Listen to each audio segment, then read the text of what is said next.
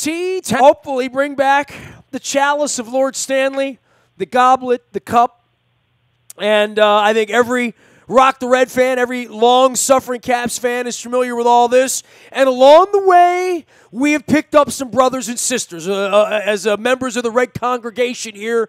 One of them comes via the way of Essex. He runs Coons Florida Security Boulevard on the west side of town. Dennis Koulatsos, you know this, from the east side to the west side, Caps fever has swept our city.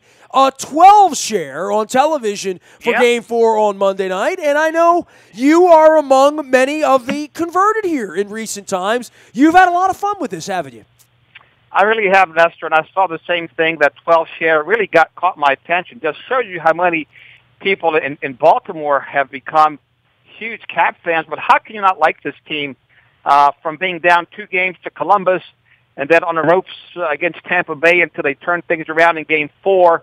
And now it's just 1 win away from winning the Stanley Cup. It's been a great ride, and for me personally, Nestor, I don't have that baggage that long-suffering Capitals fans such as yourself have. I'm brand new. I've got positive energy, and I'm telling you, I'm the reason why they're going to win this thing. Well, you know what? All the credit. I was going to say, you mentioned baggage. You're too busy carrying that baggage around to Bob Irsay from '84. You know, I mean, if you have that, if you leave that. By the way, and this is a true story, Dennis. I ran into Tony Robbins after the game in the Capitals locker room. And I don't know if you know this, but I've done several fire walks with Tony Robbins during my course of time. And I would point to a weekend fire walk back in August of 1994 during the week before the baseball strike that changed my life and literally changed everything about my life. So I ran into him, and he would be the first one to tell you that you have to leave that baggage behind. You can't carry that with you, right? You can't bring it with you the rest of your journey, that you have to be on the new things. And I think there's a lot of people that have the anti-Washington thing, right, that I grew up with as well, that have never liked anything Washington. I've always loved the Caps. Not always. I went through a period when they moved into D.C. and they changed jerseys. I had a disagreement with Ted Leonsis. We sat down, we figured it out about 10, 11 years ago now, and I am fully on board, and I would say that if you don't have the baggage of being, well, it's a 3-1 lead, this is exactly when things go wrong for the Caps, right? That's what anybody that's watched the Caps. If you're new to this, what is it about this? I want to give you a full forum to talk about what sucked you in and what has kept you in to rooting for a Washington team, which you would never have rooted for the Redskins, by the way, like me, right? No, never the Redskins. Not even on my best day would I root for that organization for a number of reasons. But funny you mentioned Tony Robbins. I went to a seminar of his in 1990, and it really changed my life around. It was about state management, managing your state of mind, and how to be positive all the time. The power of positive thinking. So Anthony Robbins has been a big influence. I've got all his books in 2000. I saw him again. How did I not know that about you? How have I known you all this time? I mean, and you know what the really weird part is? The fire walk I did with Tony Robbins back in it was August 1st of 1994. I slept at Kenny Albert's apartment in Silver Spring. Kenny was living down there at that time, and I was with Kenny Albert on Monday night too, you know, so it's really, this has been a very, very woo-woo, weird kind of week for me here, and to think that I could be drinking White Russians out of the goblet with Ovechkin Thursday night. That'd be great. But I want to hear your Robbins thing about the positivity, because that's something that Caps fans have lacked, that I think a lot of sports fans lack, is sort of a belief that this is possible. And I think John Harbaugh and Brian Billick would tell you, Ray Lewis, they would all tell you that part of winning this thing is the belief that you can actually do it, right? No question. 2000, I saw Robbins again, and this time he was the tour was in regards to his book, Awaken the Giant. And I think it's also appropriate for this Washington Capitals hockey team. They have, the Giant has awoken, and the Giant, in my eyes, is Alexander Ovechkin. Here's a player who was pretty selfish throughout his career. He's finally figured out that he can't win this thing by himself. He's been completely unselfish. He's feeding his teammates. He gets just as excited when somebody else scores besides himself. And that leadership, that positive energy has just permeated throughout the team. But it's been a fun ride. This is a very likable group of players from Kusanov, Kuzi. He's been lights out. TJ Oshie, him taking the Metro down to the arena. I mean, how can you not like these guys? Hope he's getting his job back right as the playoffs started. I mean, there's just so many doggone storylines, and and even Barry Trotz. You're a good friend, Barry Trotz. Coach used to be very uptight. I went back and I've looked at him throughout the playoffs. He's very relaxed. He's always been approachable, but now he's even more approachable. So I think when the coach gets tight during the playoffs, his team feeds off of that. This coach, at least this version of Barry Trotz, is very relaxed, very confident, and I think the team has also fed off of that as well.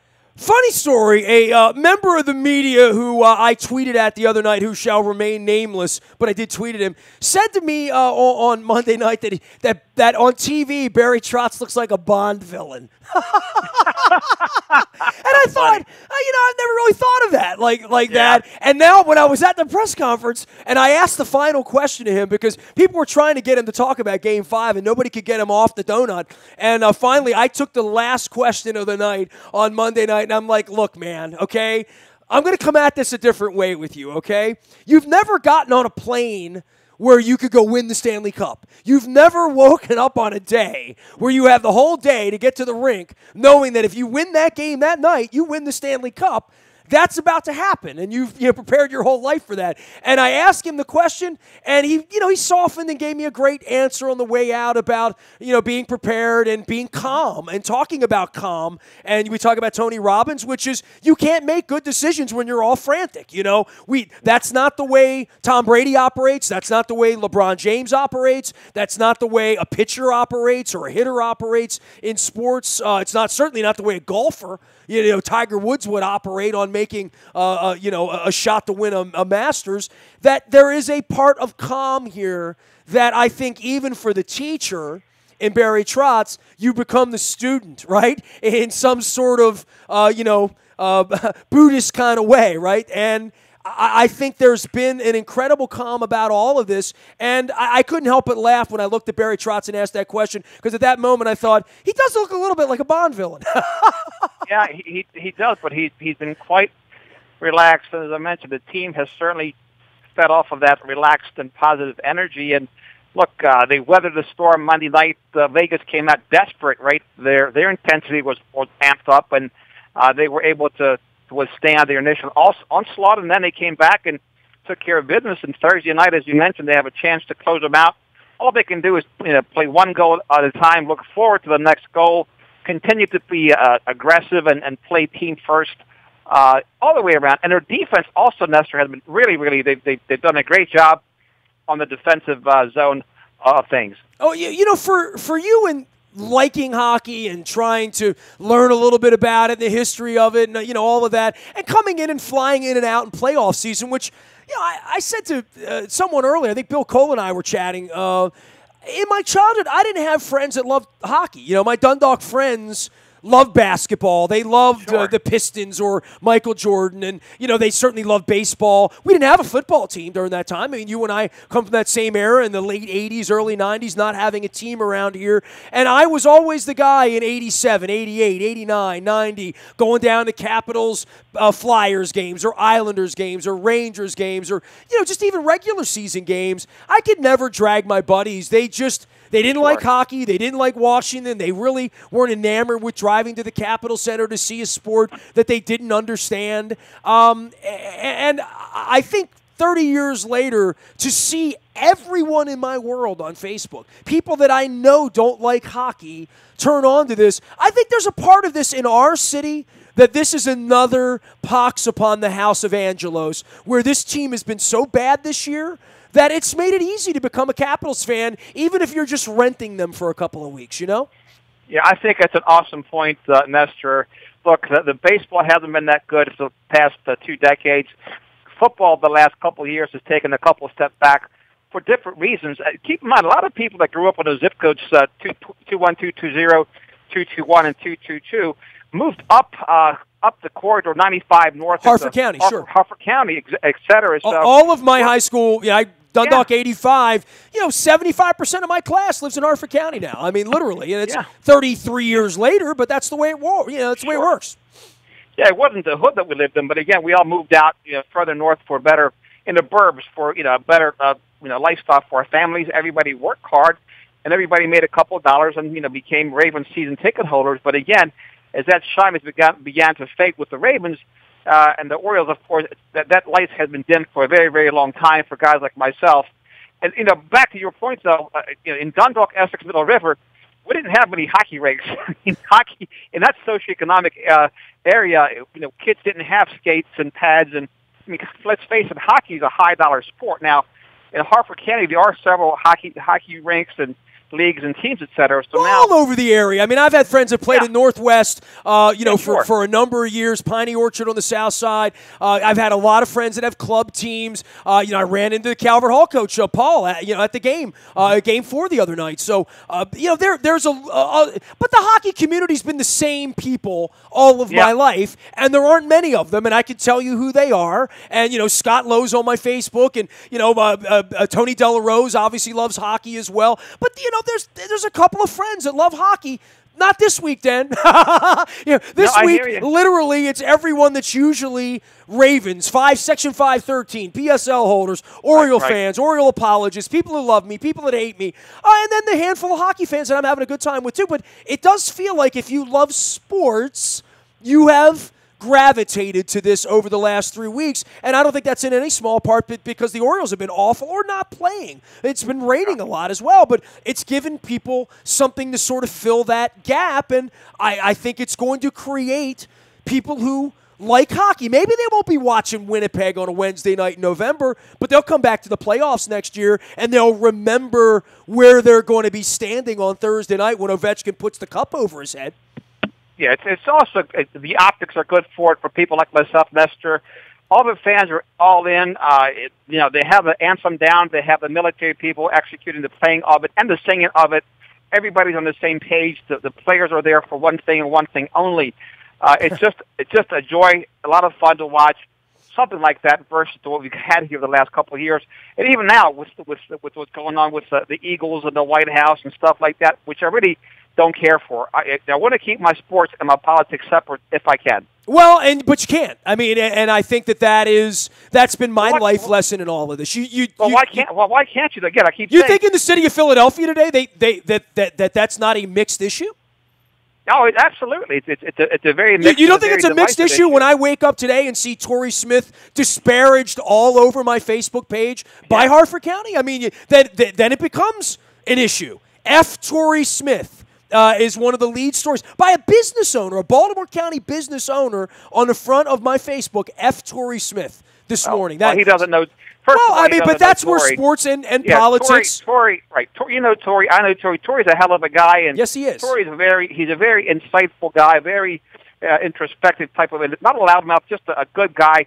Guy I enjoy talking to, and he has a multitude of views on these type of things, and. Look, they might be different than yours because his background was definitely different than yours. Oh, absolutely. But I do respect him. I do respect his free speech and his right to his opinion. He certainly has those things.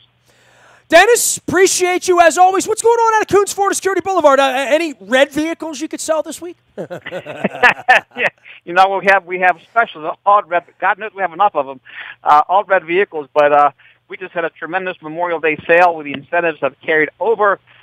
Mustang, that's the big story, Nestor, right now. Hard tops and drop tops flying off the shelf, all kind of different gumball type of flavors. I've got to get you and Jen in one for weekend sometime soon, maybe after the Caps bring the cup home. Candy apple red convertible Mustang. Candy apple red. Convertible Mustang. Well, no. How about rock the red? How about rock the red? TJ Oshie red is what I want. We got a ruby red for you, and you and Jen, you can ride for South Point there with the top down. It's just high fiving everybody. It's going to be a joyous occasion. Don't know if they're going to close it out in Vegas or not. To me, it doesn't matter. They better. I don't care if it goes 7 Dude, I games can't get nervous. I can't get back in the car and go down there Sunday night and yes, have them give up a goal 3 minutes into Game 6 in a 3-2. I don't have that in me, Ten. I don't have anything left. I do, Nestor. because selfishly, I want to see more games. I'm enjoying the heck out of these games. I want to see more. I'm not hydrating enough for that. I mean, the desert's too dry for all of that, so I got to get it. By the way, last thing for you, I want to leave this. My wife and I went down Saturday night for Game 3. My wife watched outside, and we came back into the city, and we live downtown unabashedly, and the stadium was not lit up, right? And my wife's like, yeah, I'm kind of shocked the Ravens haven't put red lights on for the Caps, and I'm like, yeah, I'm kind of shocked too, right? So Monday night we go down there, and damn if I'm not in the middle of Fallout Boy, sweating with my daughter-in-law and my son, and I turn around, and there's Baker Koppelman, there's Brad Downs, our friends from the Ravens, and they're all wearing their Rock the Red. I took a little selfie. We had some fun, talked about it a little bit, about the outdoor party and how incredible it is that the league turns around Sting and Shaggy and Fallout Boy in 3 days. They put the block party on and all that. And then I get into the rink, and 10 minutes into the game, I look up on my Facebook and Twitter, and the Ravens have made the stadium, candy apple red, right? Rock the red. And I came home at 1 o'clock in the morning, and I stopped at my sponsor, Royal Farms, and I gassed up and got a 2-piece chicken, and I came into the city, and the lights weren't on at 1 o'clock. And I was like, it was disappointing to me. I hope they put him back on, tonight and tomorrow so I can see him before I leave for Vegas, Well, you know what? It sounds to me like the Ravens have a better relationship with the Capitals than they did with the Baltimore Orioles. They made the lights orange when the Orioles were in the playoffs, I think, didn't they? I'm pretty sure they did. Do they? I don't know. I know they had the fallout years ago when the Ravens back in 2012. Who hasn't had a fallout with the Orioles? I mean, that's. Yeah. I think they named the band Fallout Boy for John Angelo. So that's a little side. And that was a great concert, by the way. It was a great. I saw it on TV, and again, the optics were good, and the arena was beautiful. Everybody was so hyped up. I mean, how loud was it in there, Nestor? Dennis, are you inclined to get in your car and go down there Thursday night? Bill Cole said he was. My son on Monday night said it was the most fun he's ever had. And he was at the Super Bowl in New Orleans. He said that it couldn't even be better inside the rink because it's so incredible outside. And it was a beautiful night. I mean, I went out with my son, had a beer, and participated. I mean, it's a family affair. I mean, if you're not having fun with this right now, what the hell are you waiting for, right? I mean, like, I want to see. I want to do all I can to get there Thursday night. I want to be there with the crowd and just take in all the positive energy. Make sure, and this is the best tip I gave my son, take your lawn chair, okay? Take your own chair to sit in. That's the best, and a cooler with whatever refreshment you enjoy, Dennis, whatever it is. Done. You got it. See you on Thursday night, and hopefully next time you and I are together, we'll be seeing our reflections in the Stanley Cup. All right, man. From your lips to God's ears. Let's make it happen. Dennis Koulatsos is our friend. He is the SSV on WNST, and, of course, out of Coons Ford Security Boulevard, where he will sell you a candy apple red or a Caps red convertible Mustang or anything you need. He's also here on Thursday, I should say. I'll be joining Dennis from Las Vegas on Thursday at 4:15. You can tune in. It is the SSV on WNST. They also do all of our breaking news on the WNST text service. Of course, whenever Manny Machado is dealt off, we'll be getting to that as well. Whew. Need to towel off. There's a lot going on out here right now. Facebook, Twitter, LinkedIn, Snapchat, Instagram, and anywhere you are, we are rocking the red. We are WNST.net, AM 1570, and WNST Towson, Baltimore, and we never stop talking Baltimore sports.